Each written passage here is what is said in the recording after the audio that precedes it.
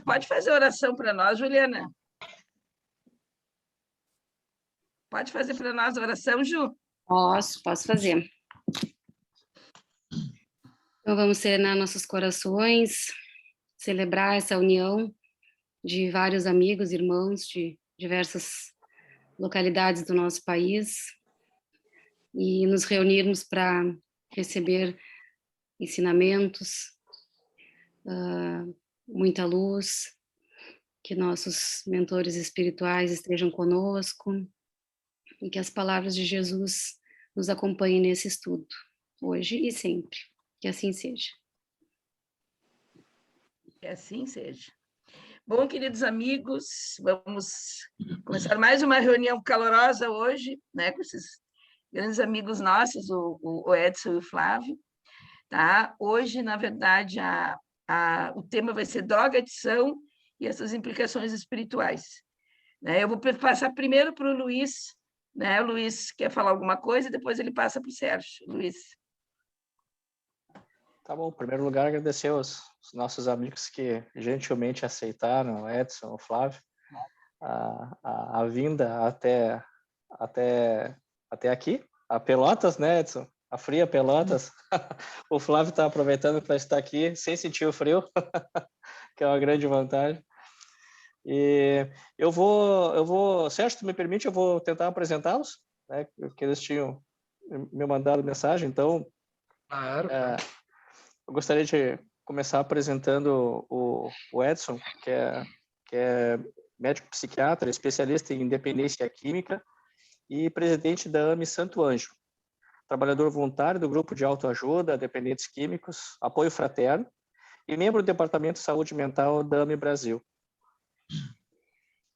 E o nosso querido Flávio Brown, também aqui médico psiquiatra, presidente atualmente da AME Santos e presidente da Sociedade Brasileira de Terapia de Vidas Passadas e coautor de diversos livros da AME Brasil. Então, agora eu vou passar a palavra ao Sérgio e o Sérgio vai coordenando o nosso trabalho dessa noite, né, para que a gente possa fazer essa interação mais legal. Tá bom, Sérgio?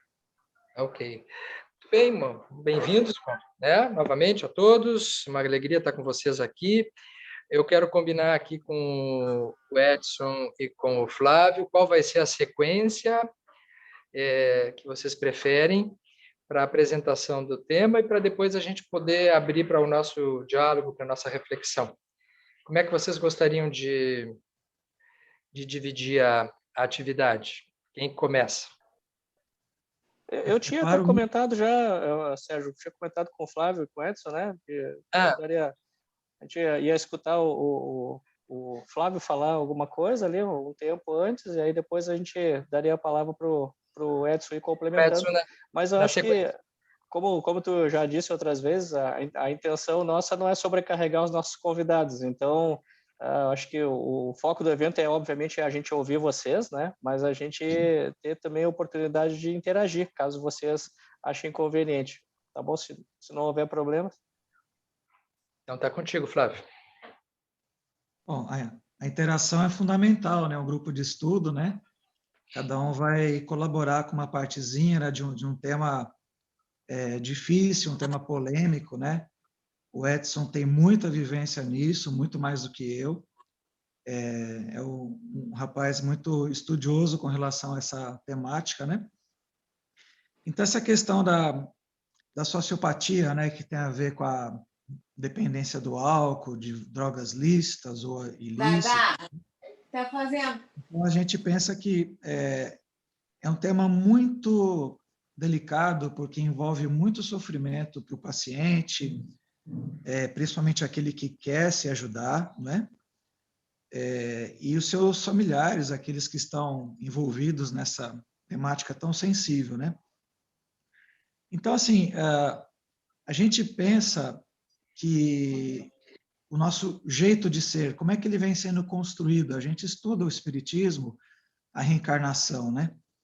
Então, a gente vê aqui essa linha do tempo, como a gente pode dizer, que é infinita lá para trás e infinita lá para frente, a gente vem reencarnando de tempos em tempos e vem formando o nosso jeito de ser, a nossa personalidade, o nosso temperamento, o nosso caráter, com qualidades, com defeitos, com acertos e erros, pontos fortes, pontos fracos, né? E a gente vem tendo essa luta contra nós mesmos, né? Principalmente, né? Nessa autoanálise, nesse autoconhecimento, né?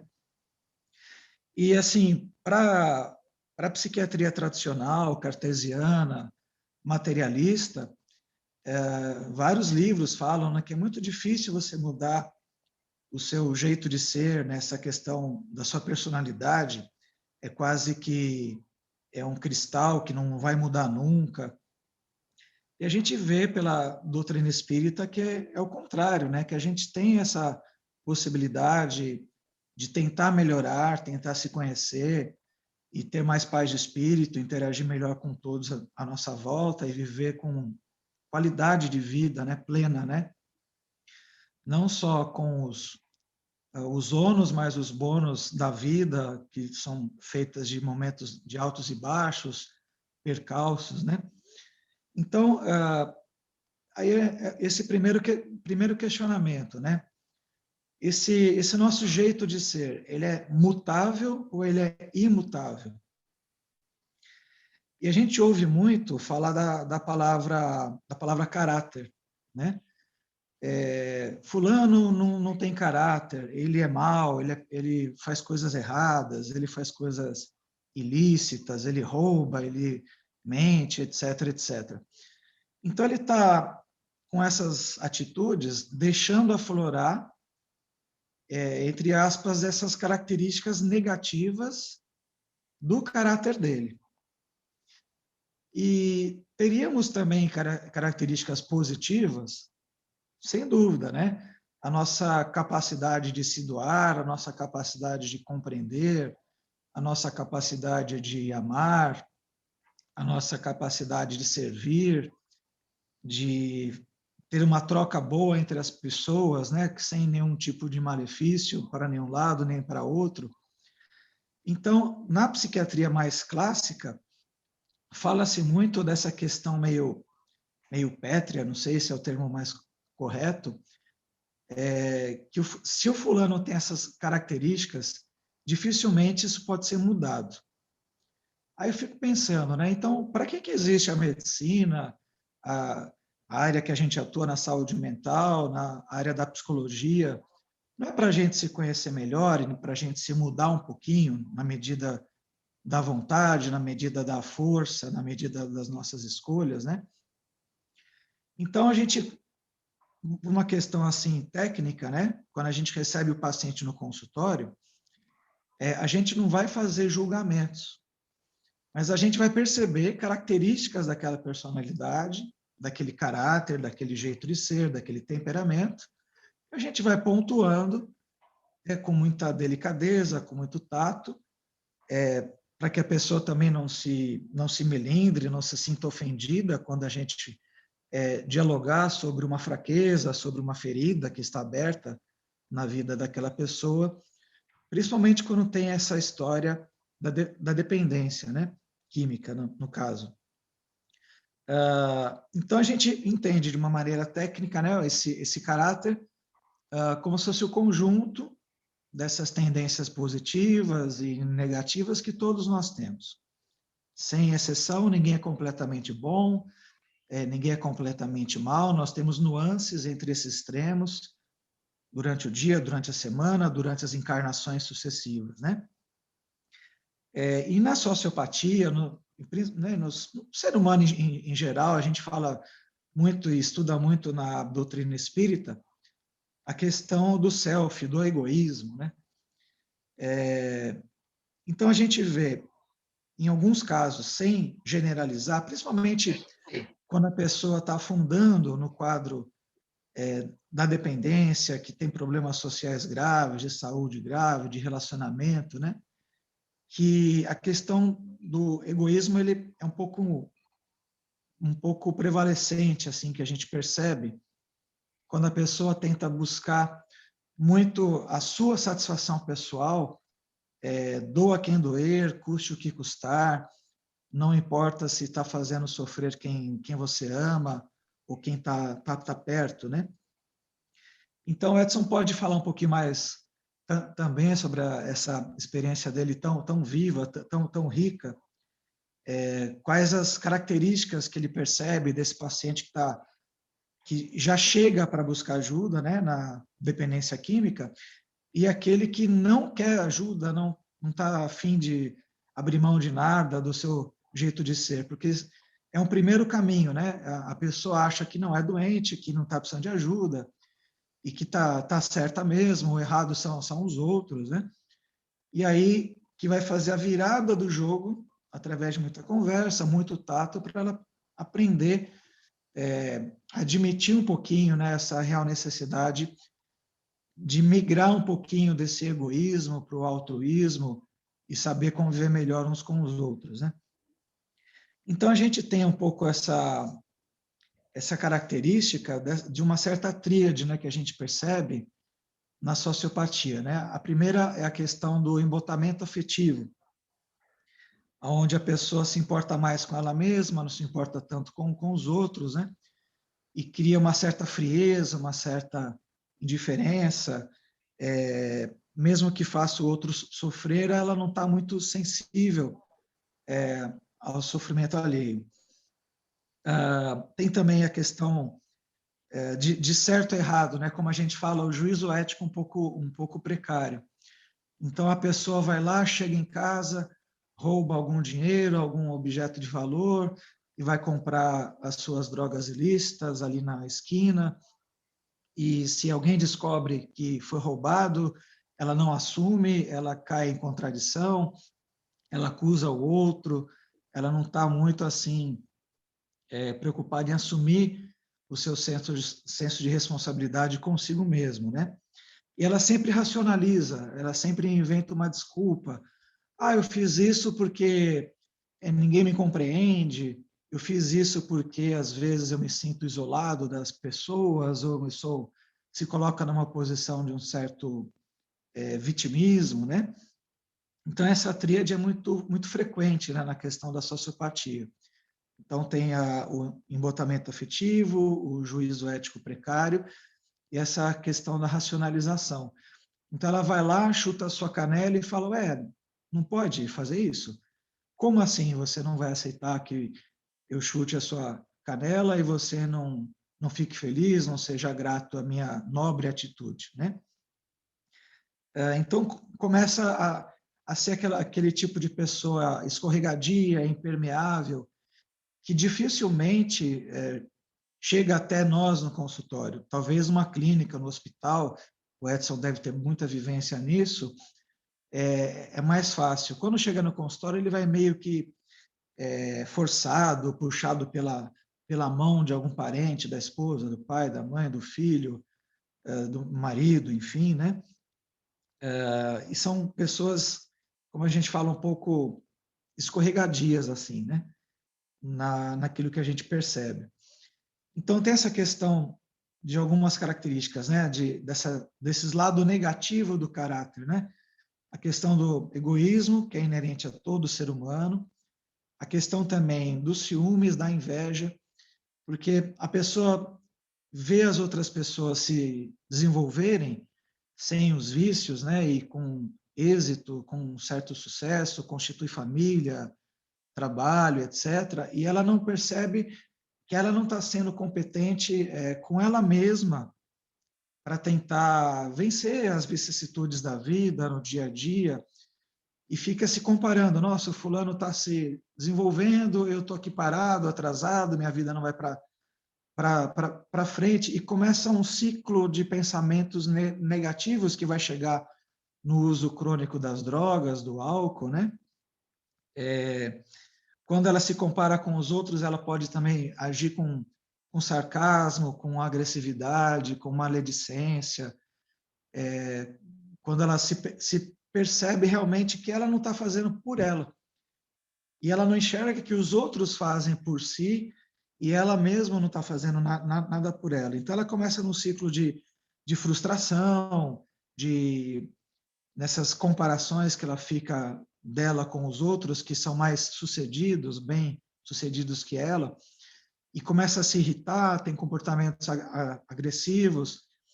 E aí, entrando para a seara espiritual, né, um pouco mais, que a gente estuda, toda vez que a gente sintoniza com sentimentos não elevados, não nobres, a raiva principalmente, a irritação gratuita, né, você cai numa certa frequência vibratória do ponto de vista espiritual, que são os nossos amigos desafetos de outras encarnações, pessoas que a gente pode ter prejudicado, que não reencarnaram, que têm mágoa de mim, que têm raiva de mim, que sofreram talvez na minha mão em vidas passadas e agora são obsessores, né?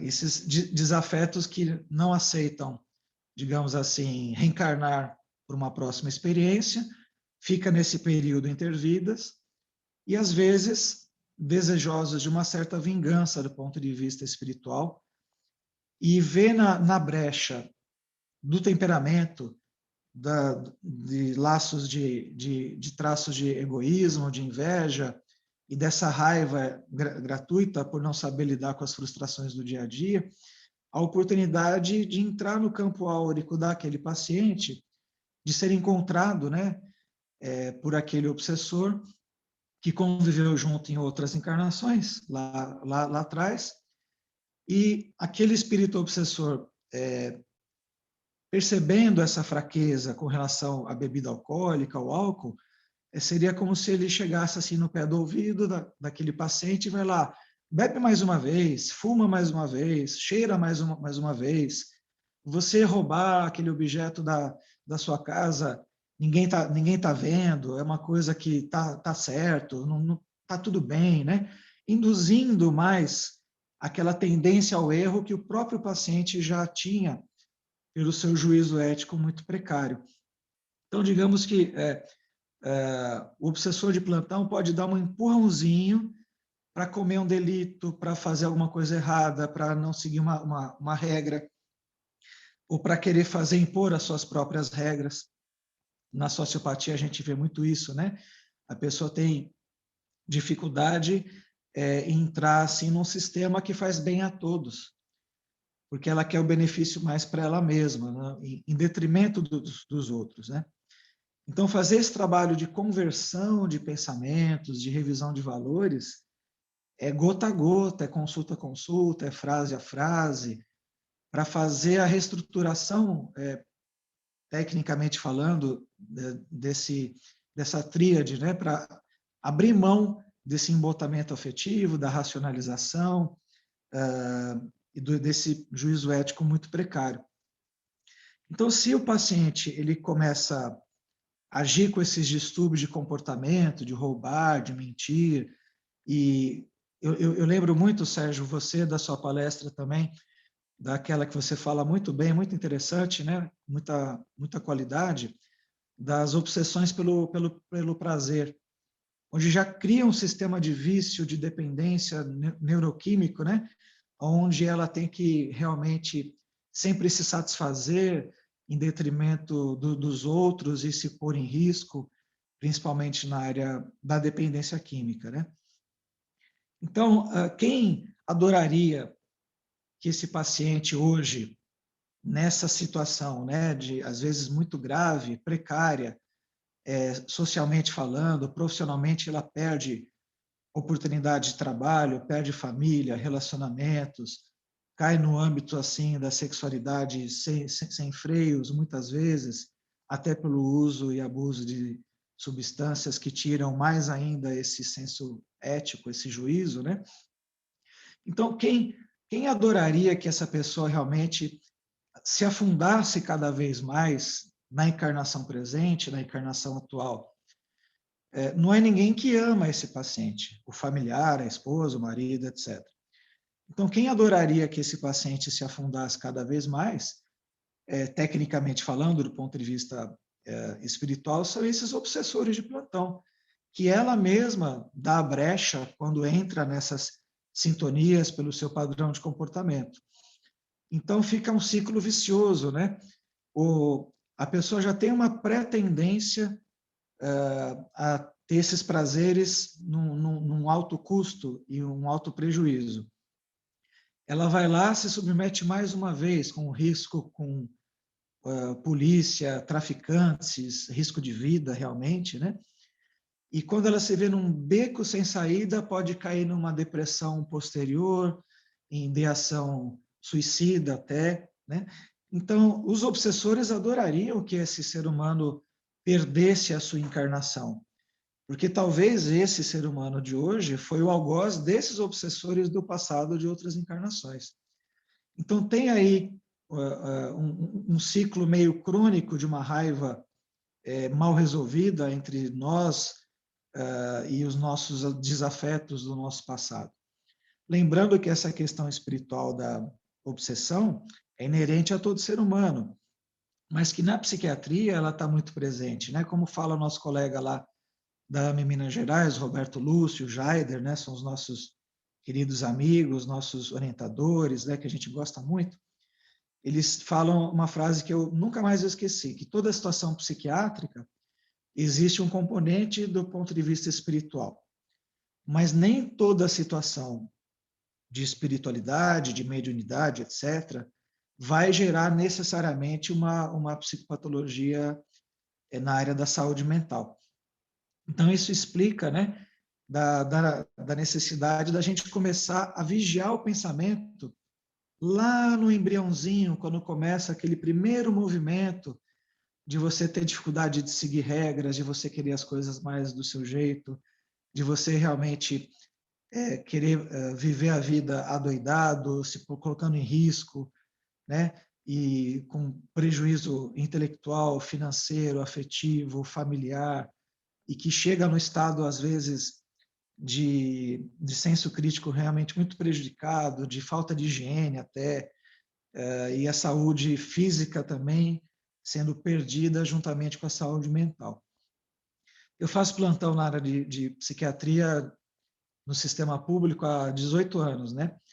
E toda semana chega paciente dessa epidemia que virou uma endemia da dependência química, que geram surtos psicóticos, né? Porque são drogas alucinógenas. E se o paciente já tem um componente espiritual ali de plantão e tem uma sensibilidade, uma paranormalidade ali junto, vira realmente uma situação triste, né? Às vezes fatal, de risco de vida, de intoxicações exógenas, né, por tentativa de suicídio. Às vezes ela tem vergonha de pedir ajuda, medo de se expor. Então, realmente, né, o nosso papel enquanto atendente na área de saúde é ter esse acolhimento, ouvir, não pôr o dedo no nariz, porque ninguém de nós é perfeito, né? A cada dedo que você aponta são 4 em direção ao seu próprio rosto, não é mesmo? E, na medida do possível, apontar, né, no processo de psicoterapia, etc., para essas características de personalidade que a pessoa às vezes não consegue enxergar ou às vezes não admite, e que podem ser os gatilhos para uma dependência química, que às vezes é numa balada, de uma maneira esporádica, né? Que vai indo do uso ao abuso e a dependência propriamente dita, que a gente fala que é a fase do mico, a fase do leão, a fase do porco, né? Primeiro você faz aquela micagem, você fica aquele engraçadinho da turma, você usa uma substância para paquerar, para perder uma timidez, etc., etc., e ter um certo prazer com isso, vai criando um sistema neuroquímico de satisfação, e às vezes arruma confusão, né? A fase do leão, né? Que arruma briga, confusão, comete atos ilícitos e vai parar no hospital, vai parar na delegacia. E a fase do porco, né? Aquele animal, entre aspas, sujo, que já está realmente numa fase mais crônica, mais grave da própria dependência, que chega às vezes lá na porta do hospital, quando a gente está de plantão, com a sua higiene precária, o senso crítico muito prejudicado, com alucinações. Muita gente, muitas vezes, chega com o próprio SAMU, chega com a polícia, né? e aquele caso dramático da família desesperada, que quer internar aquele paciente, que não quer ser internado, que foge. Aí entra um outro item polêmico, né, a questão, né, das internações compulsórias, que uns são contra, outros são a favores, né, e que geram internações. E que, com certeza, o Edson aí tem uma vivência muito, muito rica, né? Eu não tenho muito contato no consultório com pacientes assim, não chega a 20%, eu acho, 15%, assim, no máximo, né? No consultório, mas no plantão de psiquiatria, semanalmente, existem essas condições, né? Isso em todas as classes sociais, independentemente de nível intelectual, nível econômico, religiosidade que a pessoa tenha, de qualquer tipo, e realmente são situações dramáticas, né?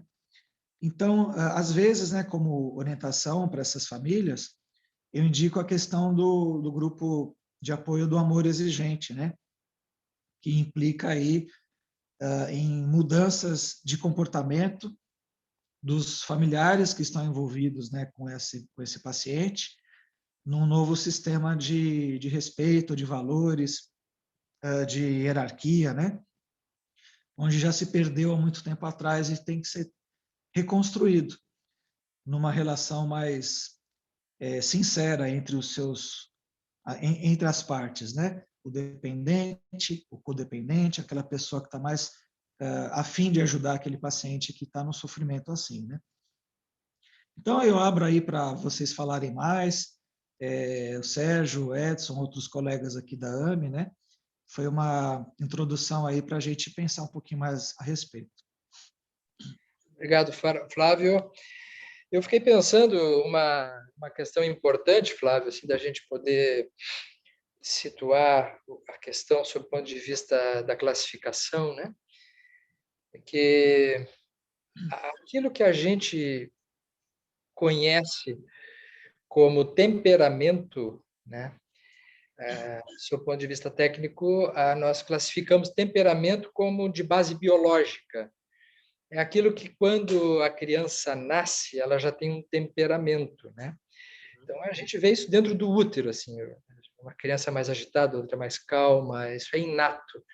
Como espíritas, a gente sabe que o que a gente chama de temperamento é uma bagagem própria que o espírito traz de outras encarnações. E associado a isso, nós vamos encontrar o estágio evolutivo do espírito ali, né? Então, há espíritos que são mais dóceis, outros são mais atrasados, são mais rebeldes. Isso ele já traz das vivências. Quando ele nasce, ele cai num ambiente, né? Na nova encarnação, ele cai num ambiente, ele tem uma família, ele tem um meio social precoce, e depois isso vai se alongar durante a infância. Estas experiências da infância e do nascimento vão formar o caráter, né? Então, o caráter ele é moldado nas experiências atuais, né? E da soma do temperamento com o caráter, ou seja, daquilo que o espírito traz, com aquilo que ele interage aqui, nascerá a personalidade, né? A personalidade é a resultante dessa interação dinâmica. E aí tem um jogo de forças, né? Então tem um jogo de forças. É por isso que, dentro de uma mesma família, com os mesmos pais, com experiências muito próximas, os resultados são muito diferentes. E as personalidades são muito diferentes também, né? Então, é muito interessante essas variantes, porque aí nos dão um universo dinâmico com uma multiplicidade assim de possibilidades. Um já nasce sujeito a uma obsessão por conta do que traz, o outro já traz uma tendência de um vínculo espiritual de amparo, às vezes um nasce para proteger o outro, mas é da infância, e aí eu acho que seria importante da gente falar um pouquinho aí nisso, a importância da vivência atual do ambiente, porque a única forma que esse espírito tem, que ele traz do passado uma bagagem mais pesada, é encontrar na vida atual uma família decente, uma família harmônica, uma família que possa trazer chance para ele se corrigir, né? Então, eu fiquei pensando nesse jogo de forças, assim, dessas situações. Eu posso só jogo de colocar forças muito bonito, né? Eu posso, em cima disso, fazer uma pergunta?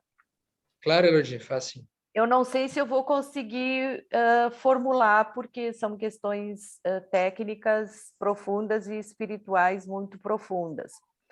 Mas é em relação a essa questão de caráter e personalidade. Se o espírito, ao reencarnar, ele já traz em si, ele já traria, seguindo o que o Dr. Sérgio coloca, o temperamento, que seriam essas características, não é, da sua alma, da sua mente. E se ele não encontra um ambiente favorável para moldar o seu caráter e determinar a sua personalidade, dentro dessa questão dos dependentes químicos, que me parece assim que é uma das questões mais, para mim, que não trabalho na área, uma das questões mais difíceis de conseguir se resolver, e de um sofrimento muito grande, tanto para o dependente como para familiares. Como se daria... agora que eu vou tentar formular minha pergunta, que desde o início da fala do Flávio eu fiquei pensando. Um tratamento de um químico dependente, considerando as questões biológicas, as questões familiares, de personalidade, como se dá essa reversão e como ela acontece, uma vez que implicaria em modificar comportamentos, caráter, personalidade de um espírito que já veio com uma bagagem muito comprometida. Na experiência do senhor, Dr. Flávio, como isso pode acontecer? Eu não sei se eu fui clara, mas eu tenho uma dúvida muito grande nesse sentido. Eu vou dar uma sugestão aqui. Eu acho a tua pergunta muito interessante, Elodie. Mas a minha sugestão é o seguinte: guarda essa questão, Flávio, e vamos ouvir também o Edson, porque como a Elodie traz assim, a abordagem do drogadito ou do dependente químico frente a esses fatores que tu levantaste aí, que eu me somei a ti para a gente poder abordar. Seria interessante, eu acho que ouvir o Edson e depois voltar, retomar essa questão que a Elodie levanta e fazer juntar as apresentações de vocês dois e tentar formar um juízo dessa questão, me parece central. O que vocês acham? Legal, tranquilo. Então, vamos guardar Perfeito. essa questão, Elodie, vamos adiar um pouquinho. Sim, tranquilo. E vamos ainda dar mais um espacinho para quem queira perguntar alguma coisa para o Flávio. Dentro do que ele falou, alguém gostaria? Ou a gente passa para o Edson e deixa depois para o final a juntar todas essas abordagens, essas dúvidas? O que vocês acham? Não tem ninguém emergente nesse momento, querendo saltando para fazer uma pergunta para o Flávio? Não? Fica melhor deixar o Edson falar, né? E depois então a gente segue com o Edson. Pronto. Isso. Pronto. Vai lá, Edson. Contigo. Okay. Bom, gente, em primeiro lugar, agradecer mais uma vez, tá, o convite do Luiz, em nome dele, agradecer a todos aqui da AME Pelotas.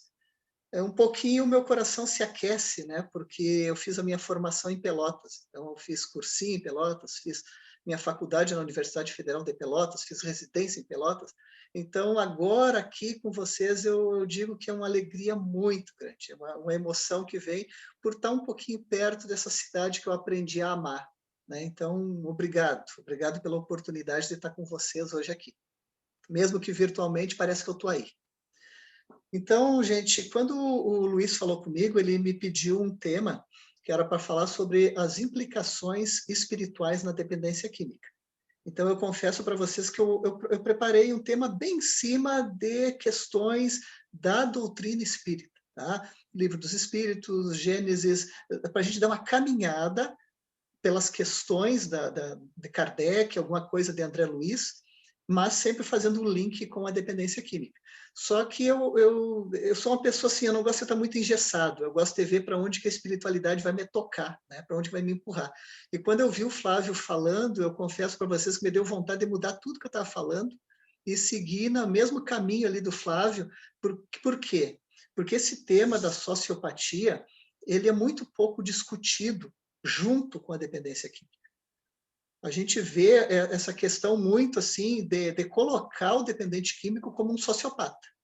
Tá? O senso comum é ver o dependente químico como um sociopata, já rotular e já achar que não tem jeito, e já achar que tudo é caso perdido, não querer investir, achar que é um ser humano que só veio para atrapalhar, né? Que só veio para trazer problema para a sociedade. Os investimentos sempre foram muito poucos, melhoraram graças ao crack. Tá? Eu costumo sempre dizer isso, que graças ao crack que começou a realmente dar-se importância à dependência química. Porque enquanto era a maconha e a cocaína, os jovens estavam usando, eles não se desorganizavam tanto, então os problemas não chegavam na comunidade da gente, na rua da gente, na casa da gente, não chegavam esses problemas. Aí quando chegou o crack, começou a desorganizar esses seres humanos de uma forma brutal e rápida, e aí começaram muito mais assaltos, muito mais problemas sociais, aí começou a se dar bola, importância para a dependência química.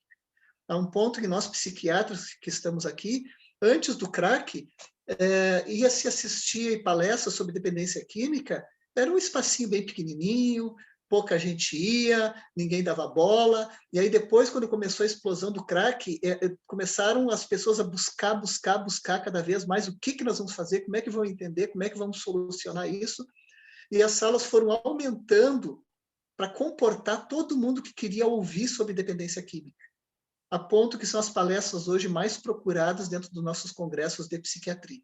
Tá? Então, eu achei muito importante esse tema aí que o Flávio estava levantando, e eu vou dar uns pitacos aí na área do Flávio antes de entrar na minha. Tá? E já vou enganchar um pouquinho com a pergunta que a Elodie fez. Bom, eu acho muito importante a gente diferenciar o que é dependência química de sociopatia, sendo que é um problema, é um transtorno de personalidade que pode estar em comorbidade com a dependência química. O que é comorbidade? 2 patologias ao mesmo tempo. Então, tem pessoas que têm só dependência química e tem pessoas que podem ter uma outra patologia associada, como depressão, bipolaridade, esquizofrenia, depressão, transtorno bipolar, e transtornos de personalidade, entre eles a sociopatia. Mas não quer dizer que todo dependente químico é sociopata. Ou que todo sociopata também vai virar um dependente químico. Não é assim. Está muito longe de ser isso. O que acontece é que quando uma pessoa começa a usar as substâncias químicas e passam de um uso experimental, passam por um uso mais frequente, passam pelos transtornos e caem numa dependência da substância química, quando se torna um dependente, ele está num grau de alteração comportamental, um grau de domínio que ele vai sofrendo tanto pelo seu químico, a sua droga de preferência, quanto pelos obsessores. Tá? Ele tem uma perda do seu livre-arbítrio e ele vira um joguete na mão da sua droga e dos obsessores. E aí sim ele é capaz de fazer coisas que ele mesmo depois não consegue saber como que ele fazia aquilo.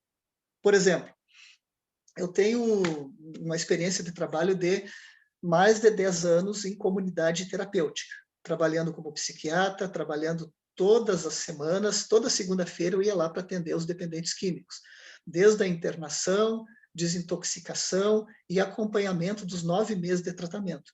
E era uma média de 60 a 80 pacientes todos os dias, né? Atendendo uma média de 10, 12 por dia, e assim indo toda semana até atender todos.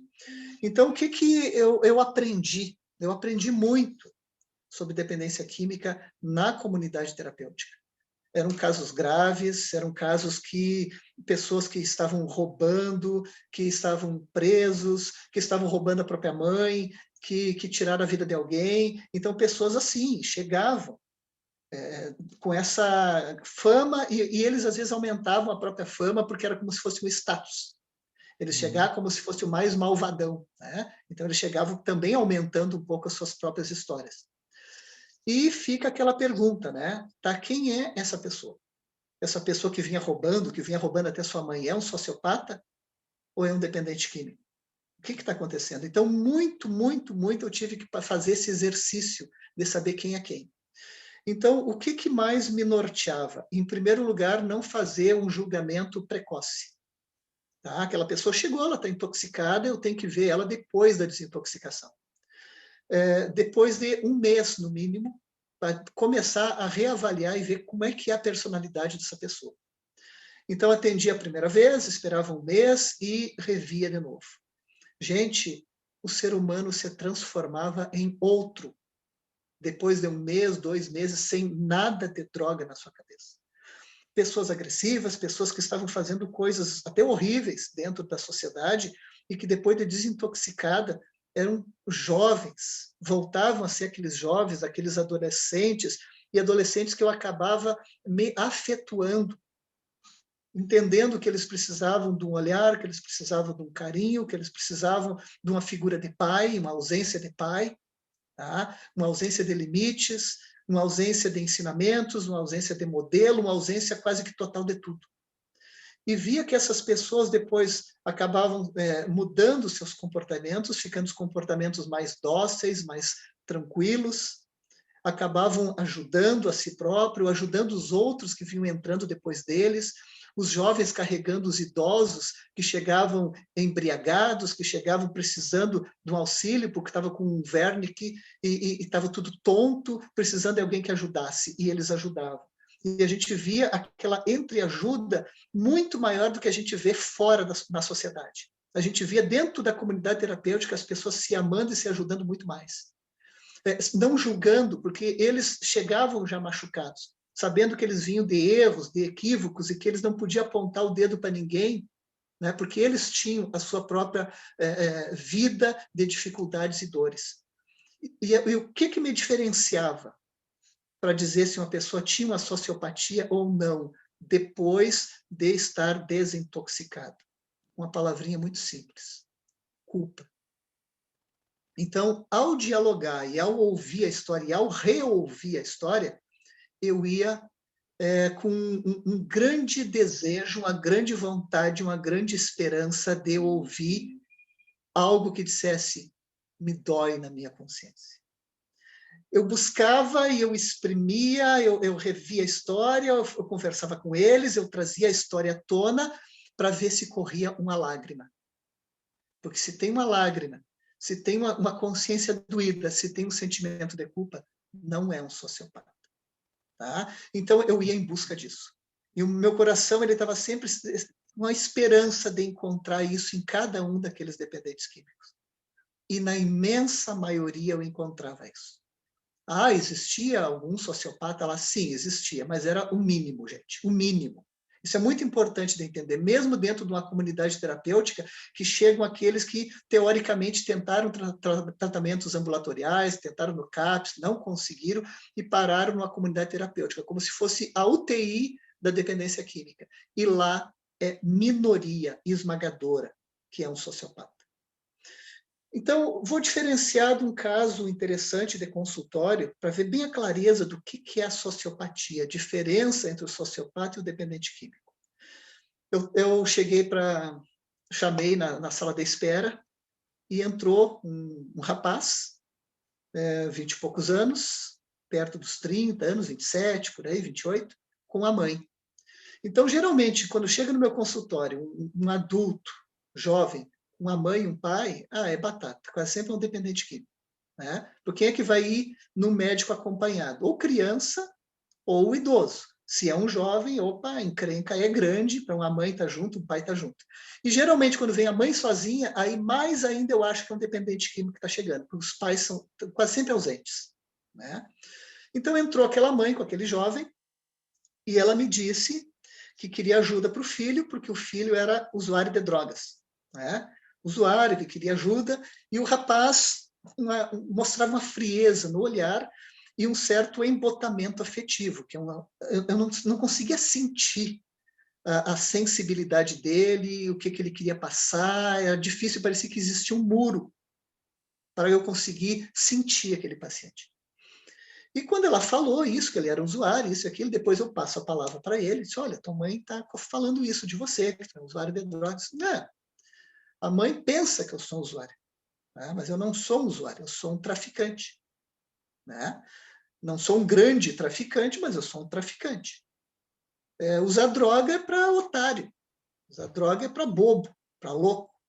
A mãe até me viu um dia usando maconha, tá? Usei, eu estava muito tenso naquele dia, estava nervoso, tinha dado uns problemas, e eu usei, mas eu não sou um usuário porque eu não sou bobo, tá? Eu faço tráfico. Aí ele me falou toda a história e realmente, né, disse, ó, eu vim aqui nessa consulta porque a minha mãe não quer entender isso, ela não quer aceitar. Ela não quer aceitar a vida que eu levo, mas foi essa vida que eu escolhi para mim. Bom, e eu consegui ver e realmente ele não mostrava arrependimento pelas coisas que ele fazia. E ele queria traficar para ganhar dinheiro. Então, eu percebi naquele momento, eu não estou diante de um dependente químico, eu estou diante de um sociopata, do traficante. O traficante é um sociopata. Tá? O traficante, ele não quer saber se tem uma mãe que está sofrendo, que está adoecendo por um filho que está usando droga. O traficante, ele não quer saber se a droga que ele está vendendo vai causar a morte daquela pessoa ou não. Ele não quer saber se o cara está devendo para ele e vai mandar pagar o cara. Esse é um sociopata. E aí, quando eu falei com essa mãe, falei com ele, claro que eu não usei essa palavra, não fico chocando uma pessoa com rótulos e com diagnósticos, mas eu peguei e disse para eles, olha, de qualquer forma, eu vejo que a tua mãe está sofrendo. E a gente vai ter que tomar pelo menos alguma atitude. A atitude, em primeiro lugar, é da senhora como mãe, entender que ele não quer se tratar. E que ele não se vê como um doente, e ele se vê como uma pessoa que quer viver disso. Eu não estou aqui para julgar ele, para criticar ele. Tá? Acho que é um caminho muito perigoso, tá? Mas é uma escolha dele. Só que tu também tem que entender que tu não pode massacrar tua mãe. Então, pelo menos, tu tem que ter algo muito claro na tua cabeça que tu não pode morar com a tua mãe. Porque tu não vai ficar traficando, colocando a tua mãe em risco. Se esse é o teu caminho, no mínimo, tu tem que te afastar da tua mãe. Já que é essa a escolha que tu está fazendo, porque a tua mãe não aceita isso, a tua mãe não admite isso, e tu não tem direito de fazer isso com a tua mãe. Então, pelo menos, tu te organiza e sai de casa. E a senhora tem que entender que ele não está drogado, ele não está intoxicado, e ele está fazendo uma escolha difícil, uma escolha complicada, tá? Uma escolha que entra na contravenção, entra contra a lei, mas é a escolha que ele quer fazer. Aqui, dentro desse ambiente, eu tenho um sigilo médico, tá? Então não tem como eu falar nada para ninguém, não é esse o objetivo, mas a única coisa que eu digo é isso, que se um dia alguma coisa te doer na tua consciência, se algum dia tu estiver sofrendo e tu quiser tratamento, tu venha que eu te trato. Mas hoje eu sei que tu não quer te tratar. Tá? Mas a tua mãe tem que entender isso e a senhora tem que escolher o seu caminho, o caminho do bem. A senhora tem que deixar seu filho ir, até para ver se um dia ele vai sentir sua falta. Até para ver se um dia ele vai ver o que ele está perdendo pela escolha, porque por enquanto ele egoisticamente está tendo as duas coisas. Ele está traficando e está tendo a sua companhia. Então alguma coisa ele tem que perder e a senhora tem que ajudar ele a perder para ele ver que tem um outro lado da vida que ele poderia estar vivendo e ele está perdendo. Então, gente, esse é um sociopata. Eu já vi muito sociopata também no outro trabalho que eu tive, aí eu vi num grau um pouco maior, tá? Mas que era no sistema CASE, antiga FEBEM, onde eu trabalhei durante 5 anos, que eu atendia jovens que entravam em conflito com a lei. A grande maioria daqueles jovens, olha, perto de 100%, eram dependentes químicos. Raríssimo, raríssimo que não eram. Também jovens que não tinham a presença de pai, raríssimos tinham a presença de pai. E esses jovens, muitos, a gente via que estava indo para o lado da sociopatia, só que a gente tem um cuidado muito grande de não fazer diagnóstico fechado de sociopatia em criança e adolescente. Tá? Porque ainda está em formação aquilo que o Sérgio estava nos colocando dessa personalidade. É uma personalidade em formação. É um cérebro em formação, que vai amadurecer lá por 21, 23 anos ainda. Então, quando eu trabalhei naquele sistema, eu dizia, vamos investir nesses jovens. E um dia eu parei de trabalhar naquele sistema. Por que que eu parei de trabalhar naquele sistema? Porque, infelizmente, os cuidadores estavam mais adoecidos do que os jovens. Porque vinham de um sistema antigo de FEBEM e queriam combater um método que muitas vezes eu queria colocar lá, que era um método de tratar com humanidade, um método de tratar não como um pequeno presidiário. Ele não é um pequeno presidiário. Aqui dentro tem escola, aqui dentro tem enfermeiro, aqui dentro tem clínico geral, aqui dentro tem médico, aqui dentro tem psicopedagogo, aqui dentro tem assistente social, aqui dentro tem toda uma estrutura, tem professor de música, tem tudo. A gente tem que oferecer um outro ambiente para esse jovem, novos modelos, para que ele possa não cristalizar totalmente uma personalidade sociopática. Mas nós temos chance. Depois que sair daqui, atingir a sua maioridade, bom, cometer um crime lá fora, bom, é outra coisa. Mas enquanto está aqui, vamos investir. E, infelizmente, não é o que as pessoas queriam lá dentro. Tá? Não vou dizer de todos, principalmente as pessoas ligadas à direção, as pessoas ligadas à área da saúde, tinham um pensamento diferente. Mas quem não tinha o olhar da ciência e da saúde, queria entender que não tem jeito e tu está dando muita ganja. Dando muita ganja, querendo fazer grupo, isso aí vai dar motim, não consegui entender que tu tem que dar voz para as pessoas falarem, que quanto mais um ser humano fala, menos ele atua. E droga é atuação. Tá? O roubo, a agressividade é ato. Se a gente transforma em palavra a dor psíquica, a dor que o ser humano traz dentro de si, ele não atua. Mas a gente tinha que dar voz, e as pessoas não queriam. Tá? Então, aí é que vem os problemas. Entrando na questão ali da Elodie, tem como reverter algo tão grave assim? Tem. O ser humano, ele vem do mundo espiritual com toda uma preparação. Ninguém cai de paraquedas num novo corpo, numa nova encarnação. A gente vem para essa encarnação com toda uma preparação desde o mundo espiritual. Tu teve um passado de dependência química, então tu vai voltar numa família de dependentes químicos, tu vai ter um modelo, tu vai herdar aquela genética, muitas vezes tu vai ter um pai que vai se afastar de você, que não vai te cuidar, assim como um dia tu também não cuidou. Então tem uma série de coisas, não é por acaso que a pessoa vem ali, mas ela não vem sem um preparo espiritual para isso. Claro, é os recursos de cada um.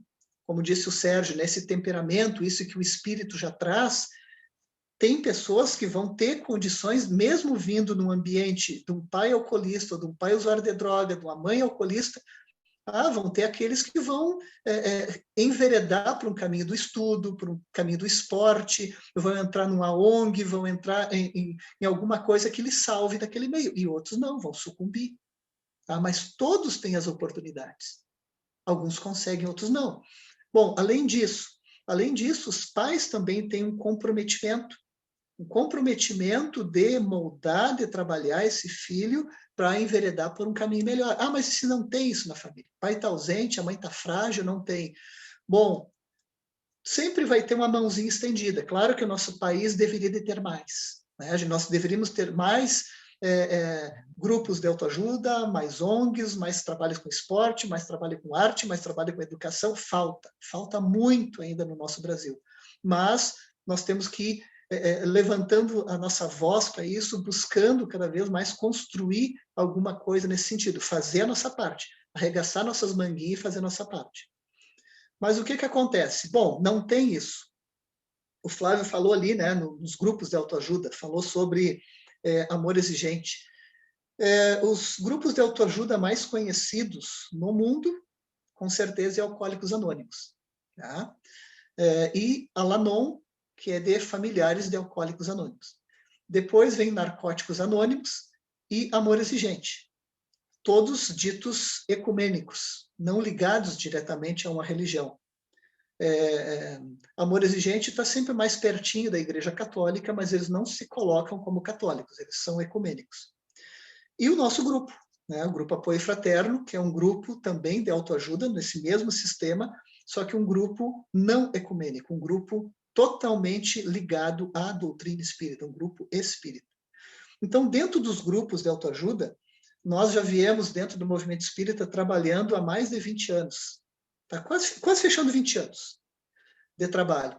E a gente vem crescendo em metodologia, naquilo que a gente oferece para as pessoas, que é um trabalho em grupo, um trabalho de espelhamento, um trabalho onde os dependentes químicos conseguem falar, conseguem ter voz para falar sobre suas dificuldades, suas dores, seus problemas, buscar formas de vencer o alcoolismo, de vencer o tabagismo, de vencer o uso da droga ilícita, se espelhando em outros que também estão lutando para sair disso. Não precisa ter medo de montar um grupo de autoajuda, um apoio fraterno dentro de uma casa espírita. Ah, vão entrar os dependentes químicos dentro da casa espírita. Não. Não vai entrar o dependente químico puro e simplesmente, vai entrar um ser humano sofrido que quer sair da dependência química. É diferente. Não é uma pessoa que quer tá indo lá ou para buscar uma droga, comprar uma droga ou traficar uma droga. Vão para a boca de fumo. Vão para um bar, vão para uma festa, né? Vão para lá. Não vão para uma casa espírita, para um grupo de autoajuda para vender algo para alguém que não vai ter cliente. Então não precisa ter esse medo. E dentro do grupo de autoajuda, nós trabalhamos também as famílias. E as famílias, elas chegam também, às vezes, mais sofridas que o dependente químico. É difícil saber quem que sofre mais.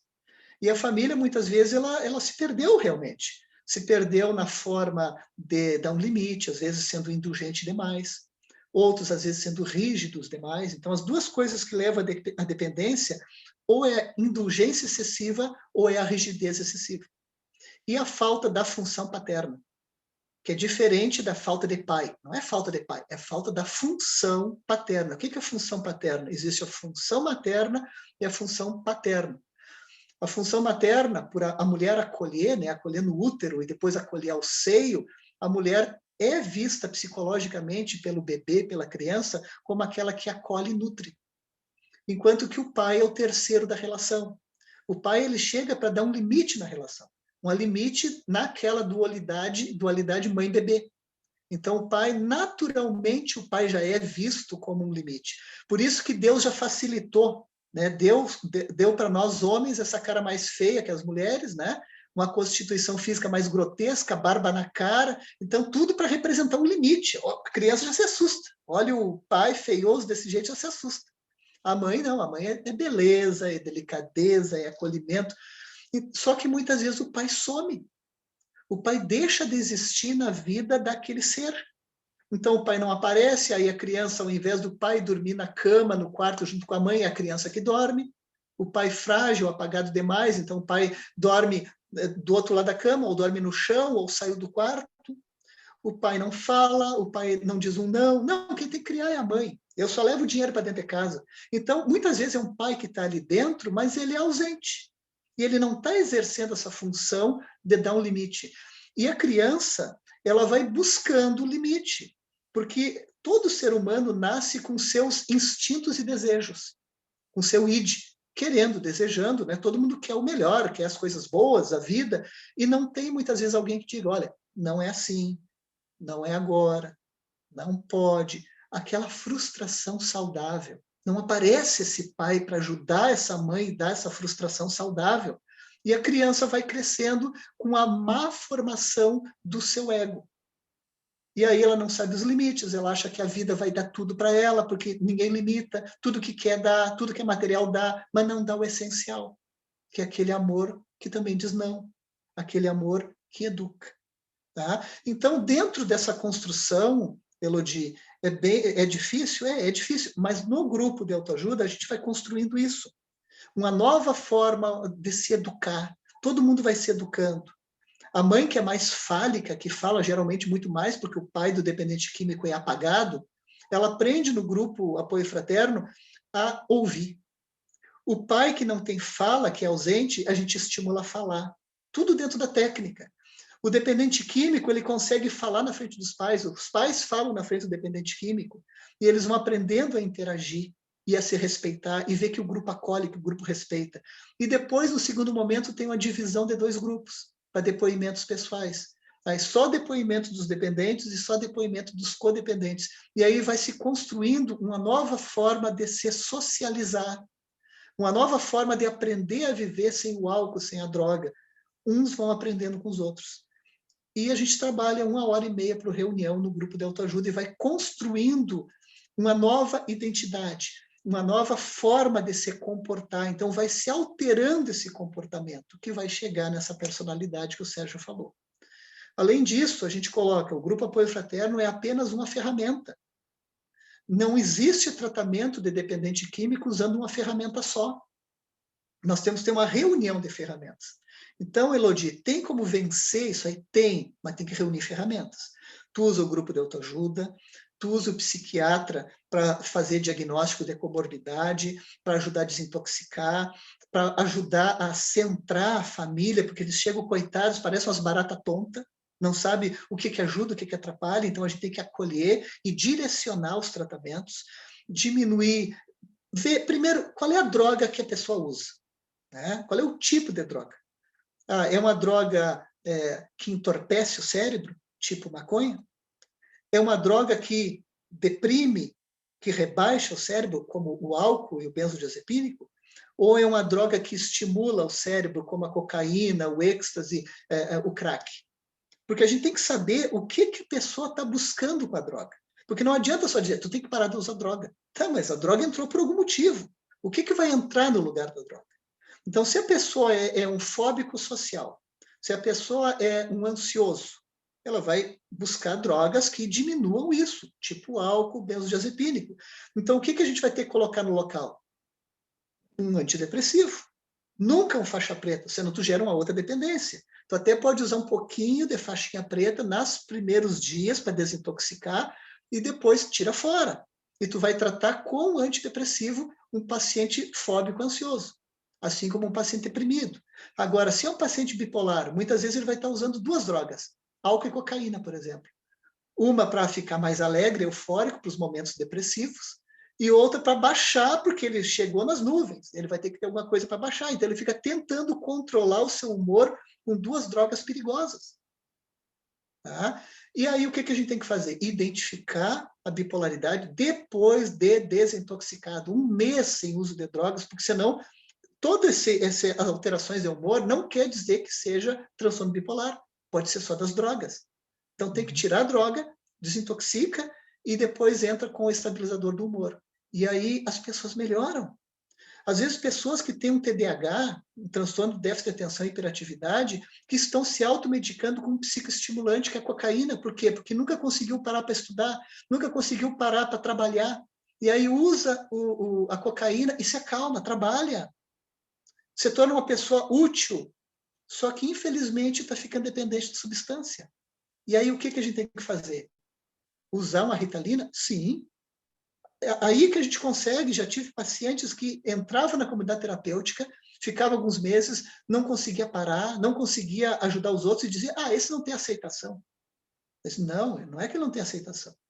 Ele tem uma comorbidade. Perguntava para ele, como é que tu ficava quando tu usava cocaína? Eu ficava tranquilo, eu ficava calmo. Não, esse é o único caso que quando uma pessoa usa cocaína, ele não se agita. Ele não fica eufórico. É a pessoa que tem um TDAH. E aí tu faz o diagnóstico, trata da maneira adequada, tu ajuda a pessoa. Só que tem muita gente que, infelizmente, precisa do apoio do psiquiatra com experiência para isso, que vai acolher, como o Flávio falou, que vai tratar com carinho, com humanidade, vai medicar da maneira adequada. Vai ter que entrar o psicólogo na jogada. Tá? O psicólogo atua em várias vertentes dentro da dependência química. Tanto o psicólogo que vai atender individualmente o dependente químico, sempre tendo cuidado. Psicólogo para atender dependente químico não pode já, de imediato, de início, começar com uma psicoterapia de base analítica, porque ele não suporta, ele não tem ego para suportar. Então, tem que fazer uma coisa construtiva, tem que fazer algo cognitivo-comportamental, tem que ajudar, em primeiro lugar, o cara a parar de usar droga.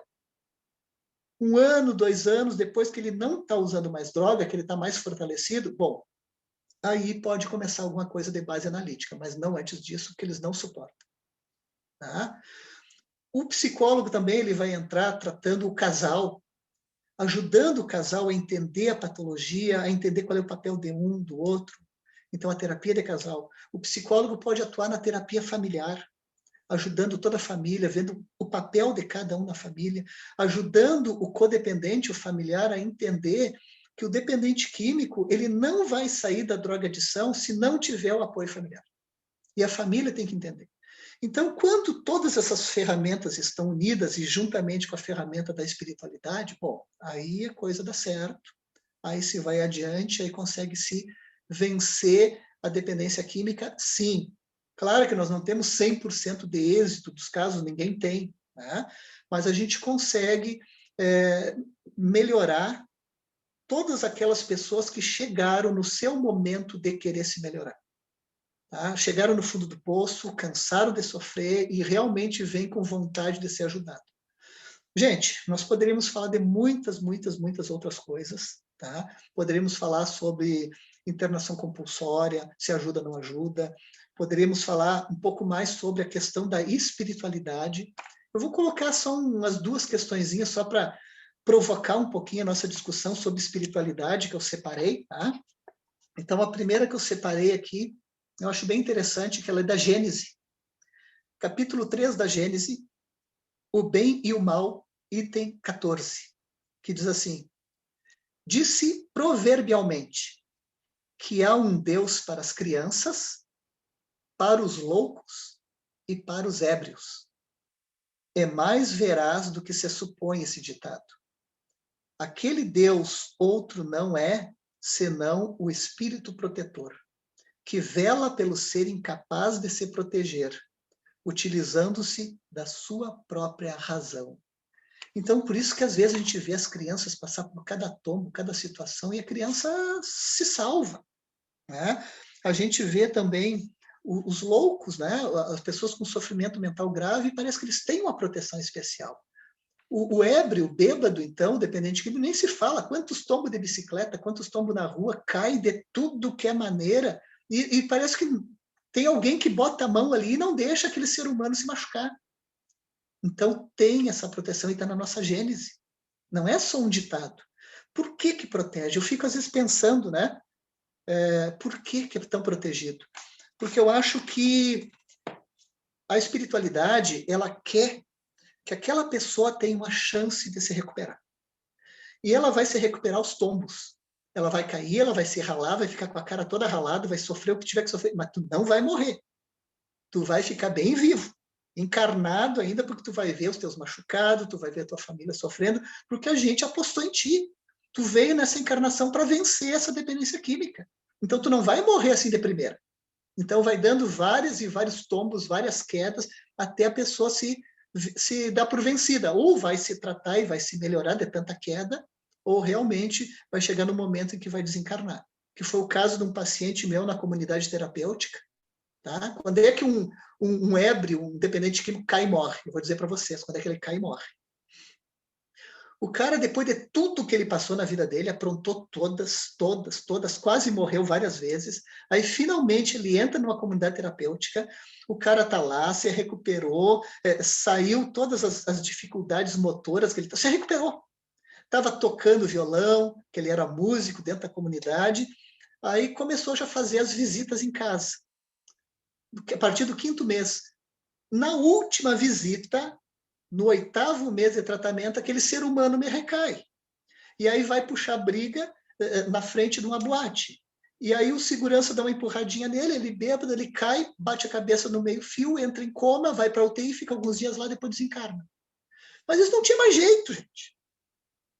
É a melhor espiritualidade. Cara, era a última oportunidade, tu foi finalmente para a fazenda, estava se recuperando, agora tu me apronta essa. Não vão deixar isso, a tua família passar tudo isso de novo. Então agora tu vem. Aí não salvaram, deixou bater a cabeça ali e desencarnou. Tá? Então aí que desencarna. Caso contrário, vai cair vários tombos e a espiritualidade vai amparar porque acredita. É que nem nós. Quantos tombos nós caímos na nossa vida e parece que tem alguém que sempre nos protege. Porque de médico e de louco todo mundo tem um pouco. Né? Então, por isso que nos protege também. Tá, gente? Então, assim, eu teria bastante coisa, mas eu queria deixar para vocês, para a gente poder interagir. Obrigado, Edson. Já deu para ver que é bem facilzinho tratar dependente químico, depois de te ouvir, não é? É bem simples, né, Lodi? E só, doutor Sérgio, só me desculpe, que espírito é o sociopata? Deu para entender bem? Oi? Qual deles? São tantos, né? Sim, não, falando, eu peguei só esse gancho do dependente químico, do tratamento, foi muito bem abordado, mas eu entendi ali no início que nem todo dependente químico é um sociopata, né? Então, assim, espiritualmente, eu não sei se eu fiz confusão, mas parece que o sociopata não teria a mesma chance de recuperação espiritual do que um drogadito, ou não tem nada a ver, eu fiz confusão. Vai lá, Edson. Não, tu pensou bem, né? O sociopata é um caso muito mais grave, né? O sociopata, nessa encarnação, é muito difícil a gente conseguir recuperar um sociopata. São espíritos muito regressivos, são espíritos que, depois o Flávio pode colaborar, né, Flávio? Mas são espíritos que estão muito mais próximos do animal do que do hominal, né? Então, às vezes, são espíritos muito jovens, espíritos que vêm para as primeiras encarnações como humano, né? Porque fazem coisas que beira a animalidade, né? Tá? Então, são casos muito difíceis de tratar. Se tu faz um diagnóstico de uma sociopatia, olha, com raríssimos casos tu consegue converter uma pessoa para começar a sentir alguma coisinha de culpa e tratar essas pessoas. E o sociopata tem de vários tipos, como o Sérgio falou, enormidade da sociopata. Eu não gosto de falar disso, tá? E eu não sou de partido nenhum, mas tem muito político que é sociopata. Tá? Aquele político que está ali roubando indiscriminadamente, aquele que está roubando a merenda das crianças, aquele que está roubando em qualquer área, não vou citar porque está tão perigoso hoje, né? Tem tanta coisa escrachada aí que eu nem vou falar, tá, gente? Quando vem o mitralho aí, eu sou muito abrir a boca. Ainda bem que aqui no Brasil não tem nada disso, né, Edson? Ainda bem, nós estamos falando lá do outro país. Lá de longe. Mas, assim, eu queria contribuir, eu queria ouvir o Flávio também, mas eu gostaria de lembrar que nesse capítulo da sociopatia e da reencarnação, eu fiquei lembrando que, se a gente leu aquele livro do Libertação, do André Luiz, e a gente viu aquele tipo de espírito que foi o Gregório lá, que ficou comandando legiões no plano espiritual, e que vinha recalcitrando para reencarnar há muitos séculos, esses espíritos que não querem reencarnar e que conseguem, de alguma forma, ficar no plano espiritual sem reencarnar por muito tempo, a reencarnação, independente do resultado que ela tem aqui, só a reencarnação por si mesma já é um processo melhor. Mesmo que ele reencarne e fracasse, ainda assim já é uma experiência que conta a favor do processo evolutivo. Só em reencarnar, se reencarnar e perder a vida na infância, já valeu a pena. Se reencarnar e morrer dentro do útero por um aborto espontâneo, já valeu a pena. Isso é que os espíritos dizem, que a experiência reencarnatória em si, independente daquilo que a gente possa julgar de que se foi bem aproveitado ou não, já é uma experiência de crescimento espiritual. Porque a gente nunca sabe qual é o espírito que está ali, que tipo de situação que ele vem emaranhado, e às vezes o fato de não reencarnar por muito tempo é um estacionamento evolutivo que a reencarnação rompe, e a partir dali começa uma sucessão, uma roda de possibilidades, que aí sim, conforme diz o Edson, nos escapa a possibilidade de julgar, de avaliar, porque o comando desses processos reencarnatórios, eles não estão no nosso alcance, eles estão na rede de comando que é da espiritualidade, que está muito fora da nossa avaliação. Flávio. Ô Sérgio, você falando agora só de reencarnar já é uma ajuda, né? Lembra as reencarnações compulsórias, e que me lembra, às vezes, numa analogia, a internação compulsória. Você vai para aquele mundo porque é ali que você tem que ficar naquele período de tempo, do que doer para você. A gente aqui não está numa internação compulsória no planeta Terra, se a gente parar e analisar de uma maneira mais ampla, né? Então, como o Edson falou muito bem, a questão da culpa, a questão do medo, né?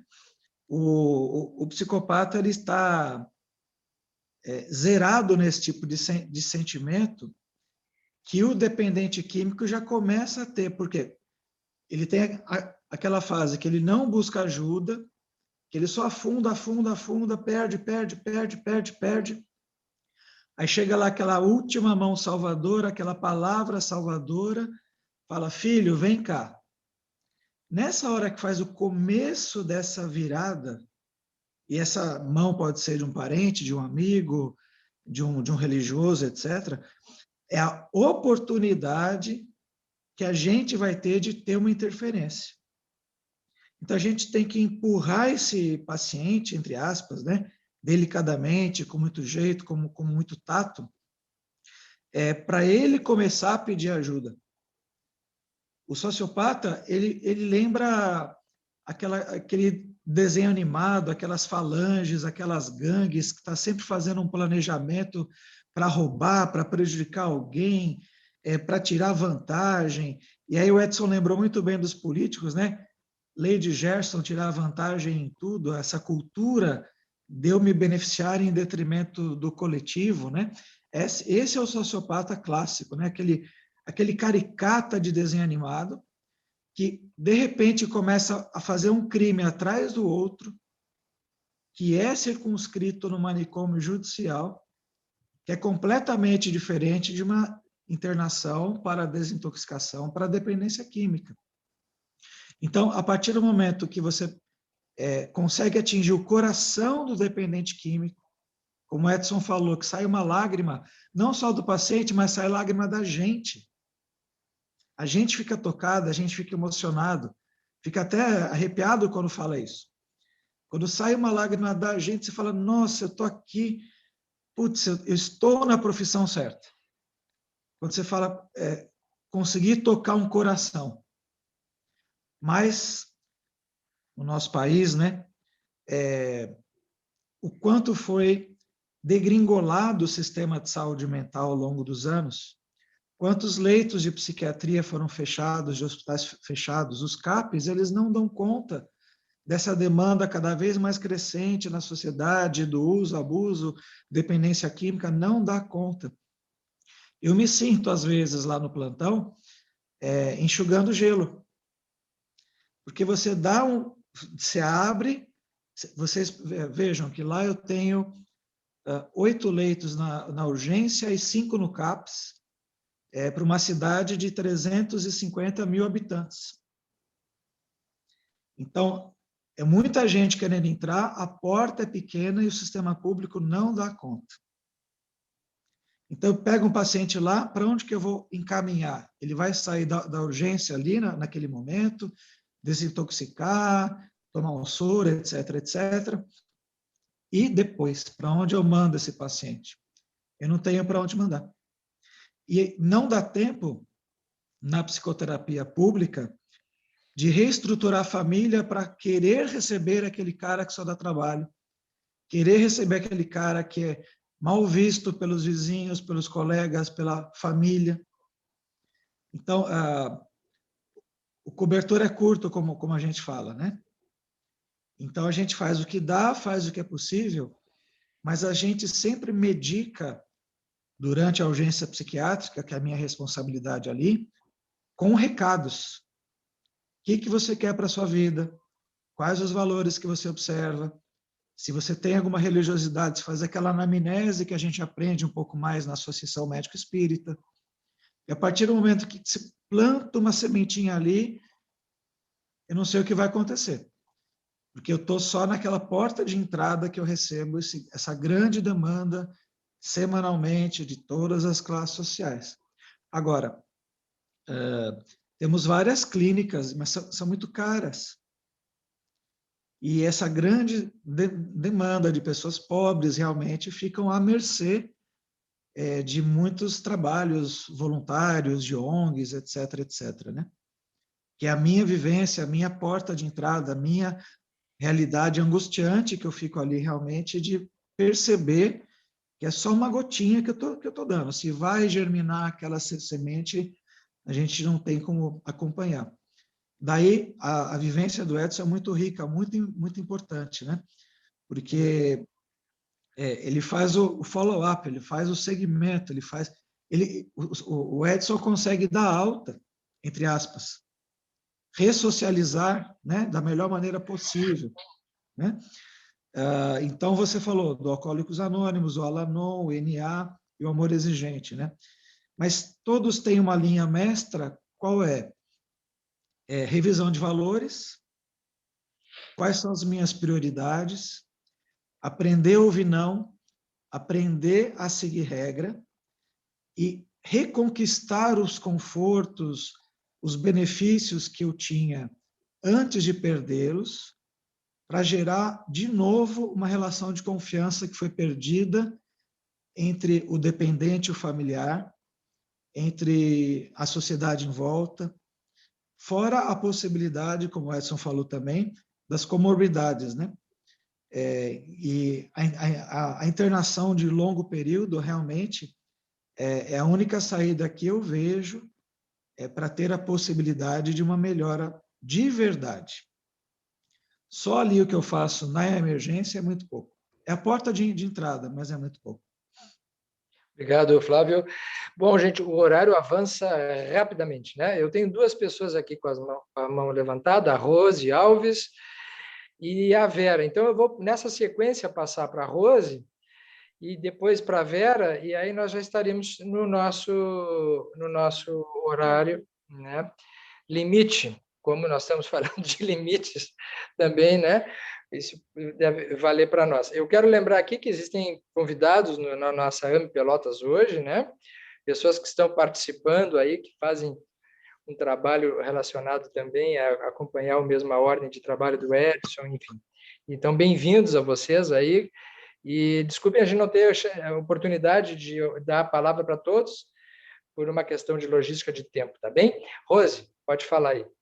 Vou tentar ser rapidinho. Para o doutor Edson, queria comentar uma coisa, doutor Edson, que o senhor falou da espiritualidade, auxiliar, né? De não deixar aquele irmão que está drogadito, que está utilizando drogas. Na época que a gente estava se preparando, muito antes do apoio fraterno, nós já tínhamos um trabalho aqui em Fortaleza.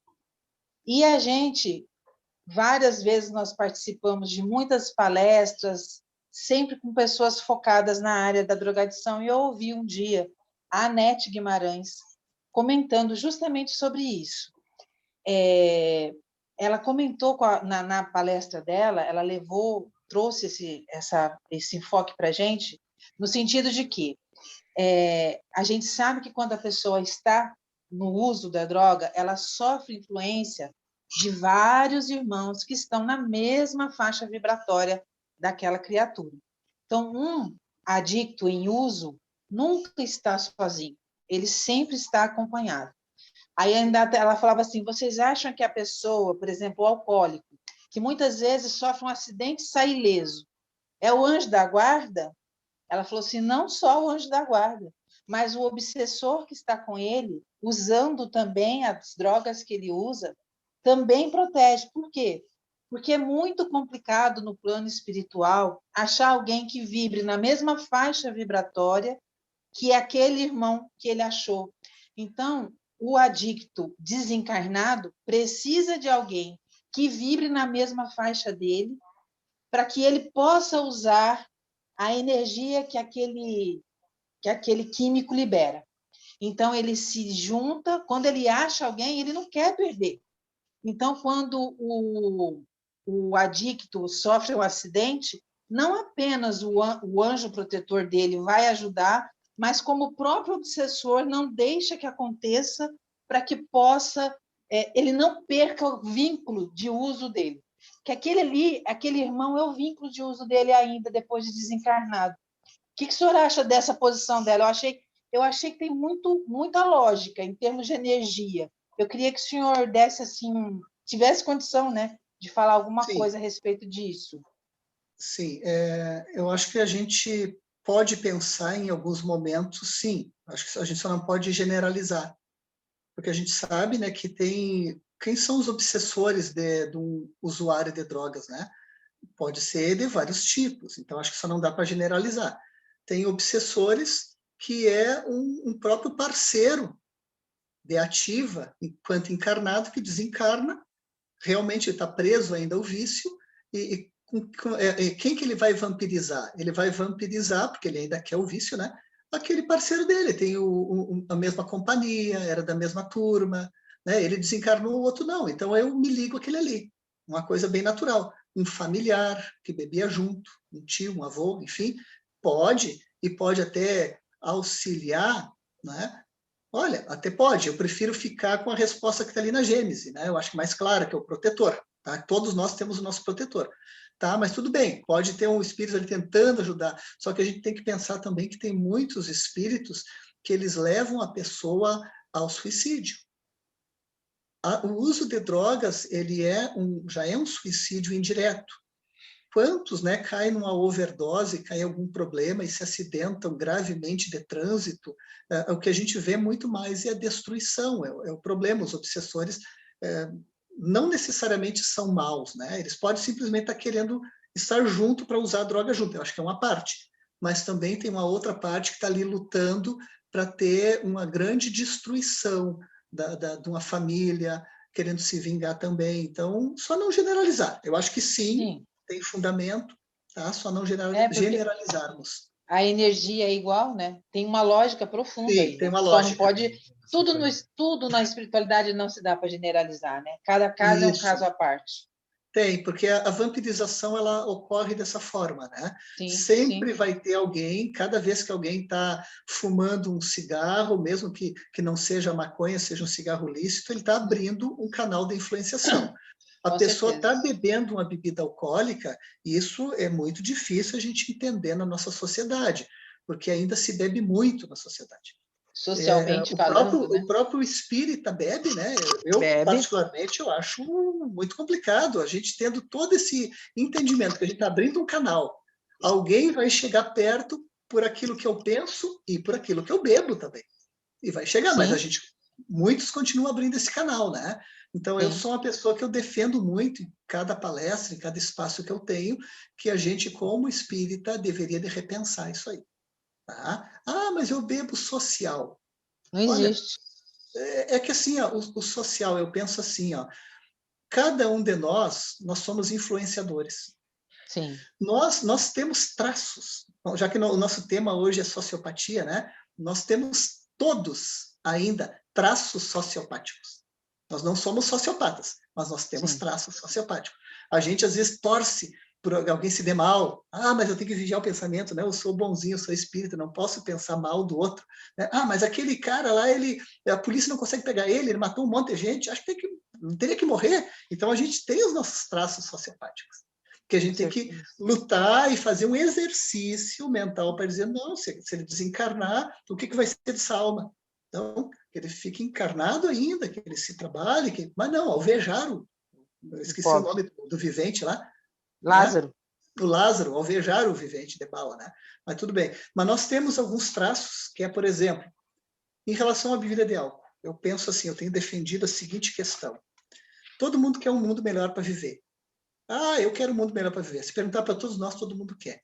Só que eu digo para vocês, se a gente tirasse o álcool do mundo, nós teríamos esse mundo melhor para viver. Com certeza. Tá?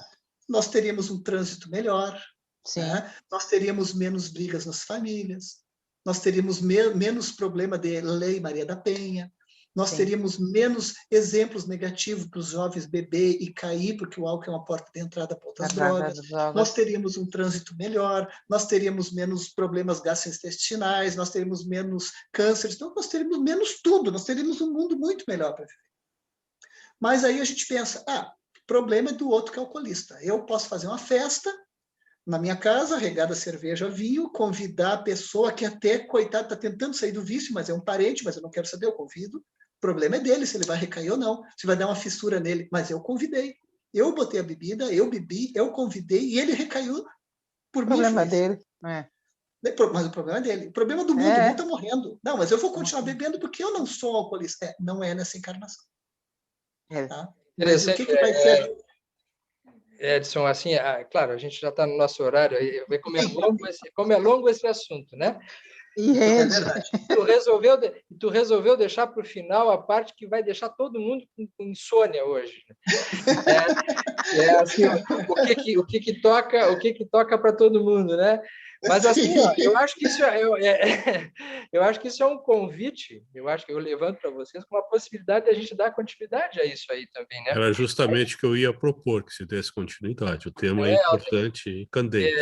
Que pode gerar uma série de reflexões e desdobramentos, principalmente, porque a gente pode colocar, inclusive, em cima disso que o Edson falou, que claro, que se a gente tira o álcool, as substâncias, a gente aparentemente resolve, mas porque as motivações que levam a beber e a usar drogas, elas continuam aí. Então, na verdade, é um movimento de transformação que precisa haver num nível bem mais profundo. Então, assim como a nossa discussão também, né? Então, é de uma complexidade muito grande. Mas eu acho que esse é o espírito, né? A gente... o fundamento é exatamente esse, é deixar em aberto, nos inquietar para a gente possa poder continuar depois. Gente, eu fui delegado aqui pelo presidente, pela presidente, pelo vice-presidente da Pelotas, a coordenar. E como chegou no horário, eu estou passando para a presidente aí, que é a Vera, que está de mãozinha levantada lá, para poder nos conduzir aí no encerramento. Flávio, tu gostaria de dizer mais alguma coisa aí? Eu só gostaria, vou falar bem rapidamente até Verinha, o horário, tem que dar um exemplo, né, Sérgio? Rapidinho, Verinha, só bem antes rapidinho. Disso, o Flávio levantou, o que é, Flávio? Agora já te passo aí. Só queria acrescentar, né, uma das atividades que eu mais exerço no consultório é a terapia de regressão de vidas passadas, né? E eu vejo pacientes na vida presente que não tem nenhum tipo de comportamento sociopata e não é dependente químico de absolutamente nada. Mas mais ou menos 70% a 80% das regressões que eu ouço quase todos os dias tem história de alcoolismo na humanidade. Então, nosso passado não nos condena. Nosso passado nos condena. Então, quem somos nós para começar a fazer juízo de valor desses espíritos, desses seres humanos que estão passando uma situação tão precária que a gente vê na emergência da psiquiatria? Então, gente, a história do vinho, né, desde a época do Cristo. E o uso é que foi sendo distorcido ao longo dos séculos. Mas, enfim, pode ser uma história, uma parte 2 de um outro bate-papo. Quem sabe? Obrigado, Flávio. Obrigado, Edson. Vamos ver, Vera. Fala tu aí. Eu vou falar bem rapidinho, só porque eu acho que é pertinente, que é importante, porque a gente vivencia isso, né? Como eu trabalho lá com crianças e adolescentes com AIDS, a gente pega muitos usuários de crack, muito mães usuárias de crack, né? E eu me lembrei, Flávio, que tu colocasse da questão do aspecto porco do paciente e toda essa questão também da adesão do drogadito. Eu me lembrei de um paciente meu, vou falar muito rápido, porque a gente vai ter que encerrar em seguida, que chegou a mim com 13 anos, ele chegou com várias lesões pelo corpo, né, com lesões com impetigo infectado, realmente até com odor fétido, relato assim. Ele tinha tudo que vocês comentaram hoje, Edson. Então, ele falava, ele era obsediado, né, usuário de droga, ele ficava na rua, não aderiu ao tratamento, né, é um paciente com AIDS e não aderiu ao tratamento. Então, assim, toda essa questão. Eu me lembro disso, que foi assim, muito difícil atender esse paciente, muito difícil. Na ocasião, a Camilinha, que é nossa, a Camila atendeu junto com a gente, né, ela como espírita, e ele tinha visões também, ele era obsediado. A gente fez uma orientação, em todos os aspectos, encaminhamos para o CAPS, né, e essa questão que eu gostaria de falar, e embora com toda essa situação difícil, o que a gente encontrou? Dificuldade de adesão. Então, assim, o que eu sinto, né, pela fala de vocês, tanto do Flávio quanto do Edson, se pode fazer tudo, a gente tenta fazer de tudo melhor, mas como é difícil a adesão desses pacientes. E aí cai nessa questão atendimento fraterno. Eu acho fantástico esse teu trabalho, Edson. Né? A gente fez um trabalho desse paciente durante longos meses, acabou, claro, ele já tinha uma tentativa de suicídio, porque ele usava abertamente droga, a mãe encontrava ele na rua, ele infelizmente acabou indo a óbito, o ano passado ele desencarnou. Então, ficam os exemplos e, assim, a importância da adesão, a importância da equipe, né? Porque esses pacientes drogaditos, gente, realmente não são nada fáceis, não é uma tarefa muito fácil. Eu queria aproveitar, não precisa responder, a gente só está em função da hora, mas mais para a gente, assim, né, refletir. Eu vou fazer minhas as palavras até do Sérgio, que eu acho que é interessante a gente continuar essa discussão em outro momento. Eu tenho certeza que muita gente aqui, eu já vi no chat muita gente querendo perguntar, né, Sérgio? Pessoal, todo mundo querendo discutir, porque é um assunto muito importante, né, gente? Mas, como a gente está no horário, fica complicado. Então, eu acho que a gente pode até depois pensar num outro horário, se o Flávio, se o Edson se colocarem disponíveis, a gente pode ver essa situação numa outra ocasião. Eu queria, assim, muito agradecer a presença do Edson, agradecer a presença do Flávio. Foi excelente a exposição, acho que de grande aprendizado para todos nós, e vamos manter, né, a discussão para a gente conseguir fazer um outro evento numa outra ocasião. E gostaria de, para encerrar agora esse evento, pedir para o Sérgio, nosso querido Sérgio, ali para fazer a oração de encerramento. Pode ser, Sérgio? Certeza. Eu peço para ti, Vera e o Luiz, depois aguardarem um pouquinho, que eu queria falar com vocês quando encerrar nossa reunião. Queria falar rapidamente com vocês, tá bem? Muito bem, meus amigos, a gente está feliz, né? Muito feliz. Eu acho que é uma oportunidade enorme da gente se reencontrar aqui, de expandir os laços com outros companheiros aí de outros lugares. Tem gente de Fortaleza, aqui tem de vários lugares, né? E agradecer, então, essa oportunidade que nós tivemos de estar aqui entre nós, conversando sobre assuntos tão relevantes, mas nós não podemos esquecer de agradecer a Deus, né? Nosso Pai, a Jesus, o nosso Mestre, a espiritualidade superior, que com certeza está se valendo desse momento para nos implantar dentro de nós também novas sementes de reflexões positivas, de reflexões renovadoras, de pensamentos inéditos, de sentimentos renovados. E nós queremos contar com esse espaço, que é da Associação Médico Espírita de Pelotas, para rogar aos benfeitores aqui presentes, que certamente trouxeram espíritos também que puderam aproveitar essa oportunidade, que possam continuar inspirando e amparando, sobretudo, os nossos convidados de hoje, o Flávio Brown, no trabalho que ele faz, junto à emergência, à urgência psiquiátrica lá em Santos, e o Edson, que faz esse trabalho tão bonito junto à comunidade, ao grupo de autoajuda, que inspira não só em Santo Ângelo, mas no Brasil inteiro, estas iniciativas. Que possam os benfeitores amparar vocês, que possa a equipe do Dr. Bezerra iluminar cada vez mais, porque, de fato, esse trabalho é um trabalho junto aos desassistidos, e é como Jesus nos ensinou que deveríamos nos preocupar realmente com aqueles que são os mais desassistidos, que são aqueles mais abandonados no ambiente, é aí, então, que Jesus estaria. Que possamos merecer esse amparo, que possamos continuar merecendo essa proteção, e que os nossos dias sejam regados de muita espiritualidade, de muita saúde espiritual, para nós nos sentirmos capazes de continuar sendo instrumentos do progresso e da paz espiritual aonde estivermos. Muito obrigado a Deus, muito obrigado a Jesus, aos benfeitores espirituais que estiveram com a gente.